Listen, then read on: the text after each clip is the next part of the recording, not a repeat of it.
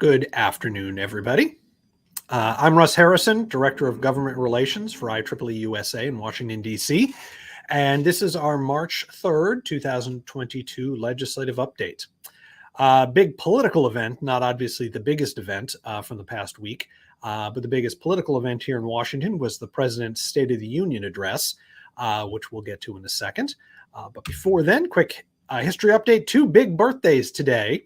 The National Academy of Sciences and the National Bureau of Standards, which has become the National Institute of Standards and Technology, were both inaugurated on this date in 1863 and 1901. Both these agencies do great work for the government, for the American people, and we're always enjoy working with both of them on the various things that we do here in Washington. On the State of the Union address, this was technically President Biden's first address. What would have been his first address last year was messed up because of COVID. He has addressed Congress. He did do a joint session of Congress last year, but it wasn't technically a State of the Union, and so it didn't get quite the same attention. Unfortunately for the Biden administration, because he's now into his second year, his State of the Union had less of an impact than it would have otherwise. Usually, the president's first State of the Union address allows him, the full national stage to lay out his full agenda for his 4 years. Well, part of President Biden's agenda has already been implemented, the infrastructure bill. Part of it is already probably not going to be implemented, the Build Back Better bill, although there may be a smaller version of it. And so I think it was less meaningful than a president's first State of the Union normally is. But, what can you do? He did, however, bring up a number of things that IEEE noted and care about. He talked at some length about digital privacy protections, which we'll get to in a second. Did talk about the infrastructure bill and the importance of critical infrastructure, which was good and important. That included broadband deployment, which will be one of the accomplishments of the Biden administration if they can successfully roll it out. And now that they have the money, that's the hard part. And he did talk about the CHIPS Act, although I don't know if he actually mentioned the CHIPS Act. I didn't catch it if he used that word. But he did talk about computer chips and manufacturing and the new facility that Intel is building in Ohio, all of which is good stuff and worthy of praise and note in the president's speech. Something else which happened, which didn't get a lot of attention, but I think it's actually meaningful. President Biden specifically endorsed the Innovation Act. Now, there isn't an Innovation Act on Capitol Hill, but there is the United States Innovation and Competitiveness Act, which is what President Biden was referring to. Now, this is kind of inside baseball stuff, but I actually think it's meaningful here. As you know, there is a fight currently in Congress between the House's Competes Act and the Senate's USICA bill, the U.S. Innovation and Competitiveness Act. Most of the attention, media attention, is actually on the House side talking about the Competes Act, partially because USICA is a horrible name. USICA doesn't mean anything, it doesn't tell you anything about the bill, and it's hard to say. Competes Act tells you a little bit about the bill. It's a name that we've heard before, and it's easy to say. And so the press keeps defaulting to Competes, which is helping the House in the negotiation with the Senate. But the president didn't endorse Competes. He endorsed the Innovation Act, or USICA, which I think is important as the House and Senate start negotiating the two bills. More on that in a bit. And just a reminder, IEEE-USA thinks Competes Act is a great bill. We just think USICA is better.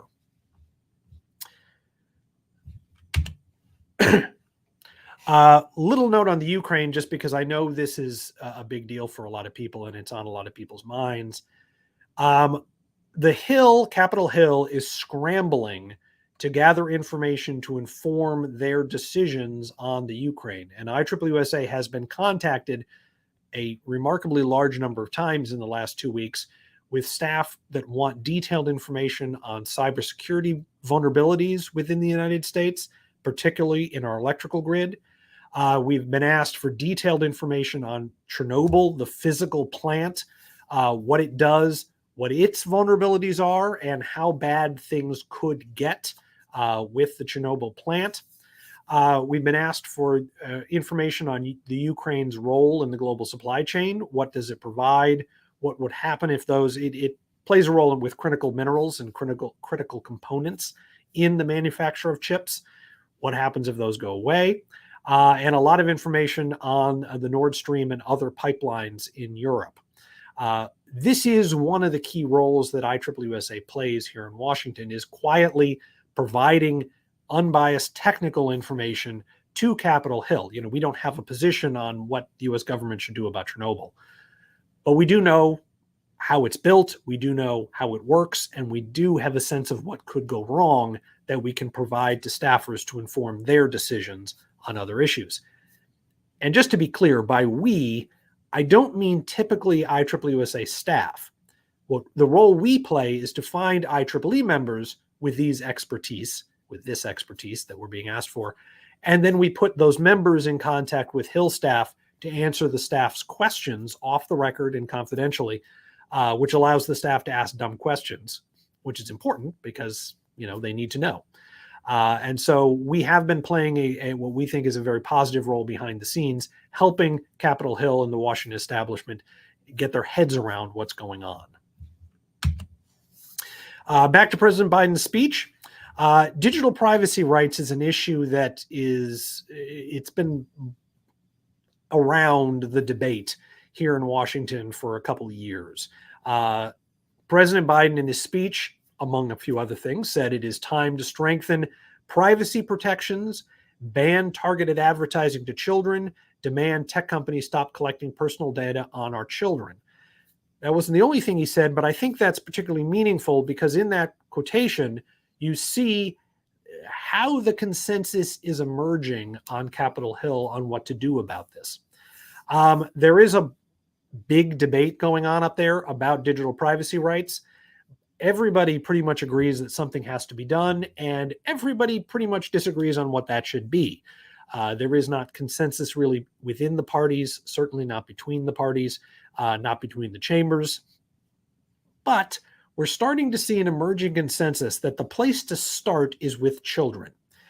We need to enact protections to prevent children from getting hurt through social media or through, access to all the things one shouldn't necessarily access on the internet. So we have a bill, the Kids Online Safety Act, introduced by Senators Blumenthal and Blackburn, who are an interesting pair, that would require social media platforms to give parents tools to protect their children from online speech, online content, and other unpleasantness that goes on online. In addition, the state's attorney generals, a bunch of them, are looking at TikTok, which of course is a Chinese company, to make sure that TikTok isn't doing inappropriate things with children or allowing children to do inappropriate things online. The Bloomberg-Blackburn bill, I suspect, has legs, although it's not going to pass on its own, but it could easily be tucked into something else. Although there's a lot of work to be done on the details here. Here's the problem. When you build tools to protect children from online speech, you are necessarily also building tools to ban online speech.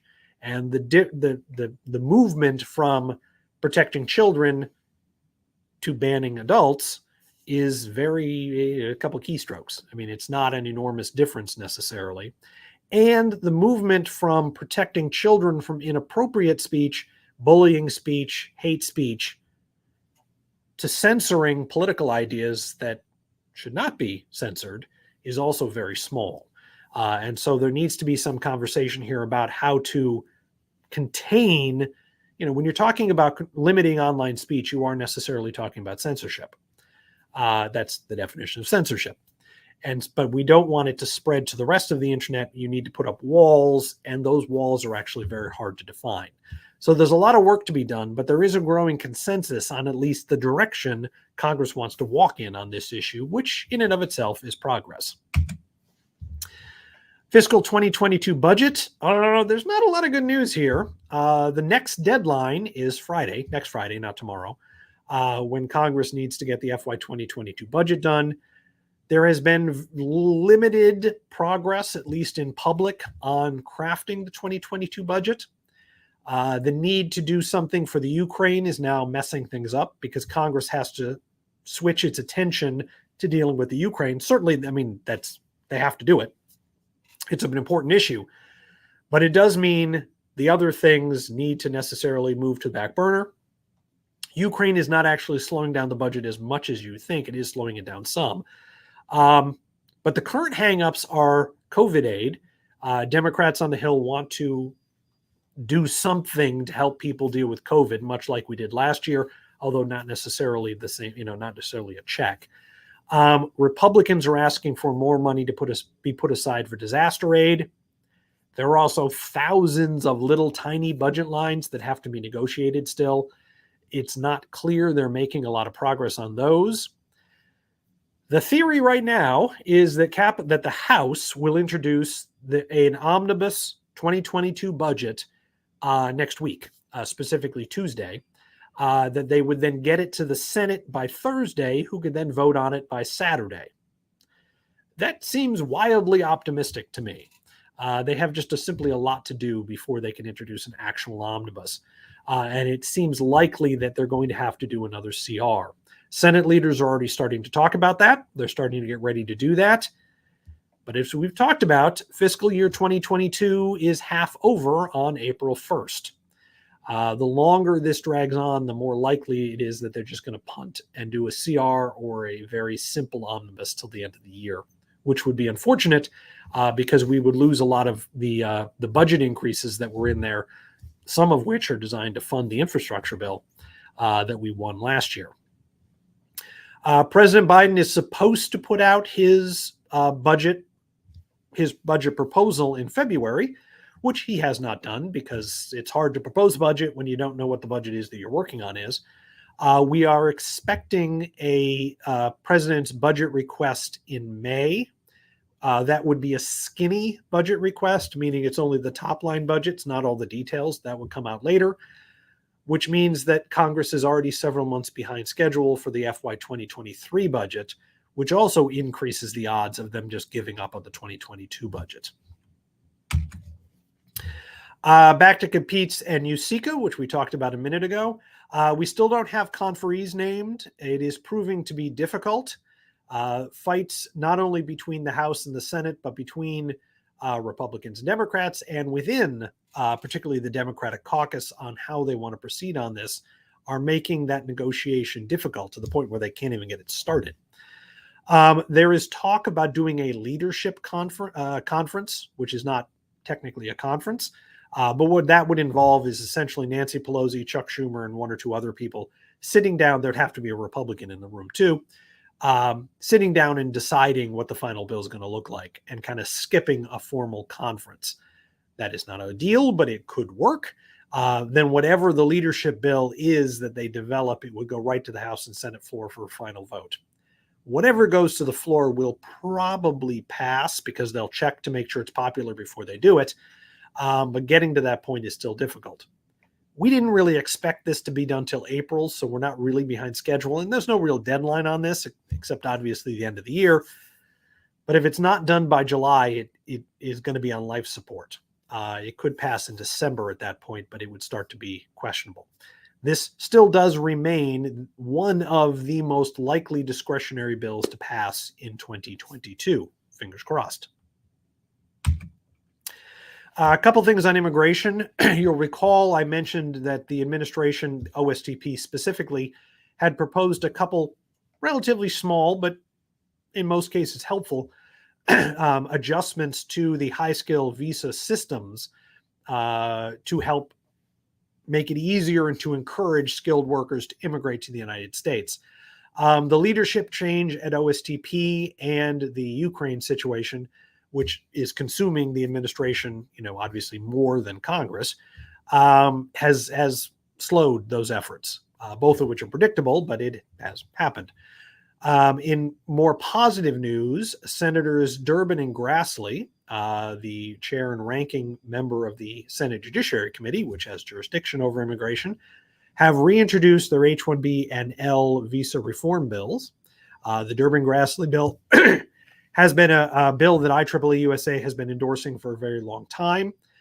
We certainly appreciate their leadership on this and hope that they can find a way to get it passed this year. Complicating the senator's job is that the Judiciary Committee not only has jurisdiction over immigration, it also has jurisdiction over the nomination of judges, including the Supreme Court. And so that will complicate any efforts in the Senate to move immigration legislation for at least the next month or so. In other news, we expect a vote on new members of the FCC and FTC governing bodies today. They may have already taken place, but they should happen today. Rumor has it they're going to be approved, but it is not nearly as much of a slam dunk as you would think. The new nominee for Supreme Court, Justice Brown Jackson, the hearings are expected to start March 21st, and the plan is to have them wrapped up on the 24th. Might be a little optimistic there, but they do hope to have them done by the end of the month. The House Small Business Committee has a hearing on overview of the SBIR and STTR funding programs for research and small technology companies. That will be March 8th at 10 o'clock. I don't think they're going to live stream that one, but at the very least, you should be able to see a recording afterwards. This is the first step towards reauthorizing those two programs, which will be done. It's supposed to be done this year. It may fall till next year, but it's going to be done at some point. IEEE-USA is working directly with both small business committees to help make sure that gets done and to talk through any changes that we can get to the programs to make them more effective. A little early to talk about what changes might be in the works, but we've been pitching them some ideas for the last month or so. Lastly, there is a House Energy and Commerce hearing on revisiting the spring forward and spring back, the adjustments of our clocks every year. It's not really an IEEE thing, but I think it's a good idea, so I thought I'd bring it up. We are still accepting registrations for our Congressional Visits Day this year. It's turning out to be very well timed. In the end, we may end up having our fly-in just as Congress takes up the USICA competes bills. And so we may be able to have a direct role in pushing whatever the final result is over the finish line. If you have not yet done so, I encourage you to register quickly. The link is there on the website, or you can go to just our homepage, IEEEUSA.org, to register. As a reminder, this free event is free for all IEEE members in the United States. And so if you are in the United States and would like to join us, please register. Would love to have you. Our next update will be St. Patrick's Day. Always a good day to talk politics. Thursday, March 17th. And I am Russ Harrison, Director of Government Relations for IEEE-USA. As always, my phone number is 202-530-8326. My email address is r.t.harrison@IEEE.org. Feel free to reach out anytime if you have questions about what's going on in Washington, what you would like to have going on in Washington, or if there's anything that IEEE-USA, or your government affairs staff can do to help. And with that, I will rotate to the comments, which I forgot to mention. You should add questions if you have them.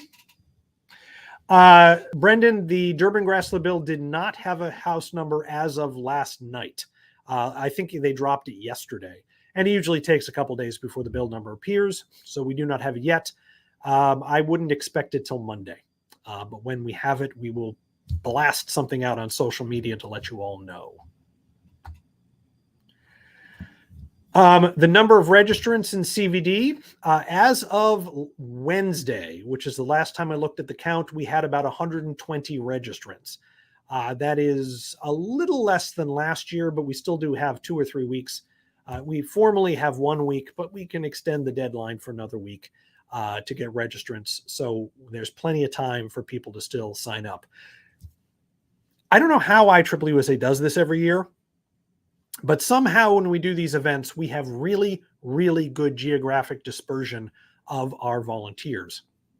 We have a lot from Virginia, a lot from Maryland, which is great. We not surprisingly have a lot from California, but we have Montana and Idaho and Arkansas and Oklahoma, and some of the states where we don't have quite as many members, than California, which is fantastic because we're going to be talking to some legislators who don't normally hear from tech people about what the industry and what tech professionals are doing in their states, in their districts, and those conversations are enormously powerful.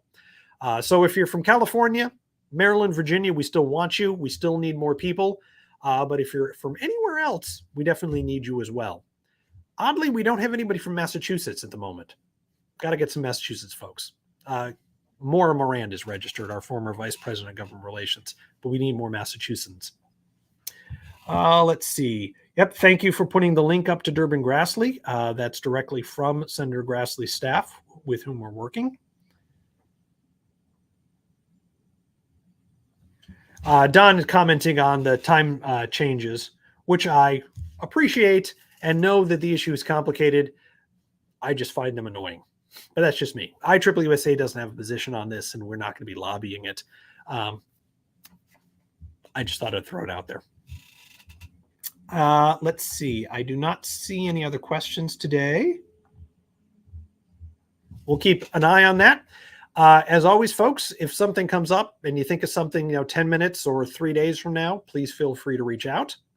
And until then, we look forward to talking with you again on March 17th. That is after the budget deadline, so we should have some much better clarity on how that's going to go by then. And we will be ramping up for our CVD at that point, and we'll talk more about the details. So until March 17th, thank you for joining us today. It's always great to talk with you. Enjoy your spring, and I look forward to talking with you again soon. Have a good afternoon. I am trying to build a sustainable electronics industry. The things that we have just don't last as long as they used to, but they could. Every time a new gizmo comes out, we take it apart, find out what makes it tick. We need more engineers in the world. Engineers make the world better. They're designing the systems that keep the world working. So that's why I've been involved with IEEE-USA, is I want to see more kids get excited about engineering. We are working with IEEE-USA to create a world where repair is normal again.